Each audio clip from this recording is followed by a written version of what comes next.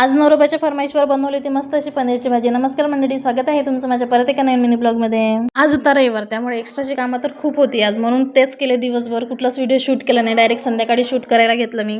भाजीपाला आणून दिला होता संध्याकाळी, मग तो मी निवडून ठेवला. आता पावसाळा सुरू झाला असल्यामुळे ना खूप पाल्यामध्ये माती वगैरे येते आणि तो साफ करून ठेवावाच लागतो, नाही तर मग तो खराब होऊन जातो लवकरच.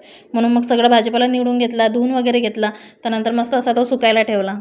आता आजची स्पेशल फरमाईश होती नवरोबाची पनीरच्या भाजीची, म्हणून मग ते करायला घेतलं. सगळ्यात अगोदर कांदा टोमॅटो वगैरे सगळं भाजून घेतलं, मस्त असा मसाला तयार करून घेतला आणि कढईमध्ये तेल टाकून तमालपत्र, जिरं, मोहरी वगैरे टाकली आणि मस्त मसाला परतून घेतला. त्याच्यामध्ये आपल्या घरातले जे काही बेसिक मसाले असते ते पण टाकून घेतले आणि एक पनीरच्या भाजीचा पण मसाला टाकला, त्याच्याने पण भाजीला खूप छान चव येते.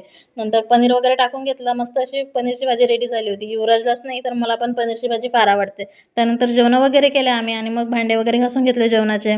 नंतर फ्रीजमध्ये जो काही भाजीपाला मी साफ केला होता तो सगळा फ्रीजमध्ये ठेवून घेतला. चला मंडळी, आजचा दिवस असा गेला. आजचा व्हिडिओ जर तुम्हाला आवडला असेल तर व्हिडिओला लाईक आणि चॅनलला सबस्क्राईब करा. परत भेटू अशाच एका नवीन मिनी ब्लॉगमध्ये.